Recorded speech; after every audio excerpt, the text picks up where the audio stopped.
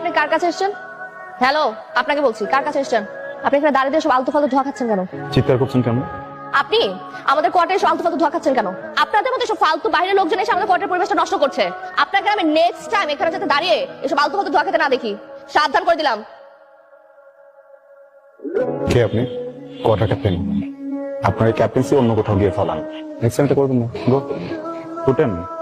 ফুটতে ফুটবো না, না ফুটলে আপনি কি করবেন?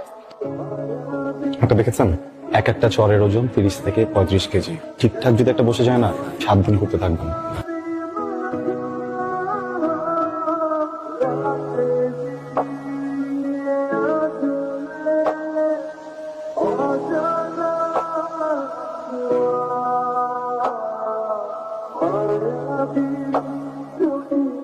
আপনার ধোয়া ছাড়া মেশিনটা কোথায়?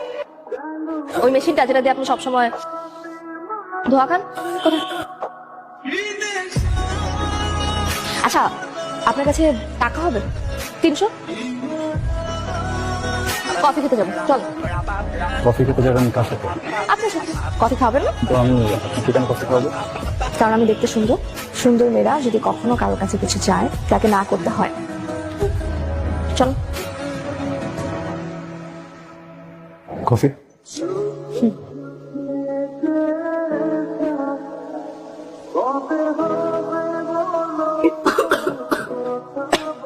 ঠিক আছে না, শরীর খারাপ লাগতেছে।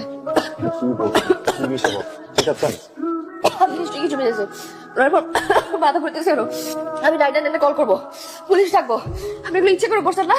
একটু পানি নিয়ে আসি, পানিটা খেলে সবকিছু ঠিক হবে, না ঠিক হলে তারপর আপনি ফোন। ইচ্ছে করে করছেন। ওয়েট। আচ্ছা, তাই তো আমি বলি গেটের সামনে গাড়ি রেখে তুই কোথায় গেছিস? অনেক ভয় পেয়ে গেছিলাম। আমি শিওর রিনি এই কাজটা ইচ্ছা করে করছে। ওই মেয়ে যদি এটা ইচ্ছা করে করে থাকে, তাহলে ওকে কঠিন থেকে কঠিন মাসুল গুনতে হবে। শাড়িতে ঠিকঠাক আছে? কপালে একটা ফিডব্যাক করছো, কাজলটা কিন্তু সুন্দর হয়েছে।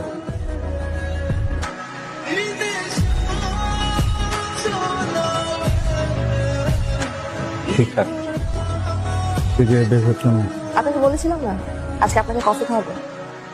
মাফ চাই, আমি আপনার সাথে কফি খাবো না, সরি। কিন্তু আমি ঠিক করেছি আমি আপনার সাথে প্রত্যেকদিন কফি খাবো, সারা মাস, সারা বছর। আচ্ছা, আপনার শরম লজ্জা কিছু কম?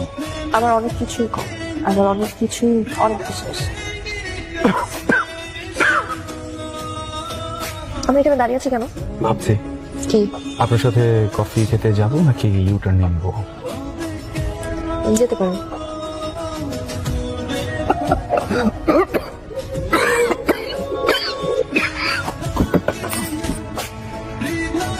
খারাপ লাগছে?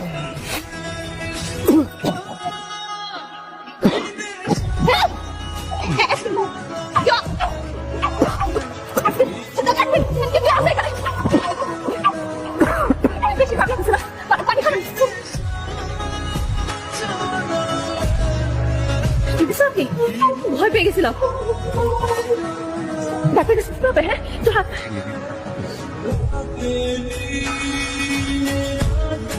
ফুড কালার ছিল, ভেবেছিলাম আপনার সাথে মজা করবো, কিন্তু আপনি যত সিরিয়াস হয়ে যাবেন বুঝতে পারিনি।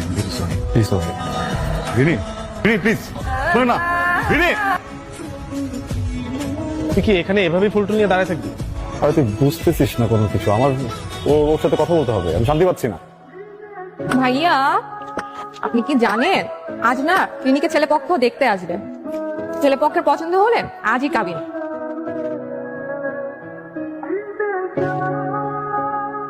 ভাইয়া, ছেলেপক্ষ না পাত্রীকে পছন্দ হয়েছে, কাজীকে খবর দেওয়া হয়েছে। এই, তুই বারবার এসে ওকে খোঁজাচ্ছিস কেন? যা এখান থেকে, যা দূর হ চোখের সামনে থেকে।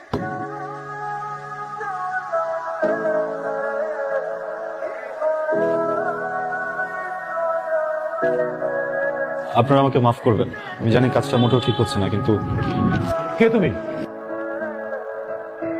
আমি চাই না গল্পটা এভাবে শেষ হোক।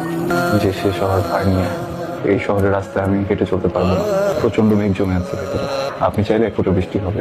আপনি কি আমার কথা বুঝতে পারছেন না? এই ছেলে, উঠো, চলে এসো, উঠো, এই, এদিকে আয়। এই, উঠো, যাও, যাও।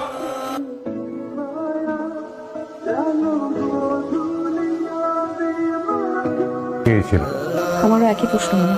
মানে ঘর ভর্তি এতগুলো মানুষের মাঝে এসে এক ফোঁটা বৃষ্টির গল্প শুনিয়ে সবকিছু উলটপালট করে দিয়ে চলে যাচ্ছে, এটা আসলে কি? আমিও সেটাই ভাবছি বাবা।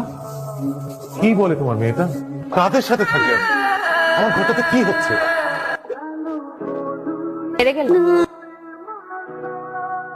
কফির কাপে একসাথে চলে আসতে হবে না। আপনি হারিয়ে যাবেন এক রাস্তায়, আর আমি হারিয়ে যাবো আরেকটা রাস্তায়। আর কিছু বলার নেই। আপনি কি বিয়েটা করে ফেলেছেন? আপনি যদি বিয়েটা করে ফেলেন, আমার সময়টাকে সুন্দর করবে কে? বলছেন না কেন? বলেন না প্লিজ।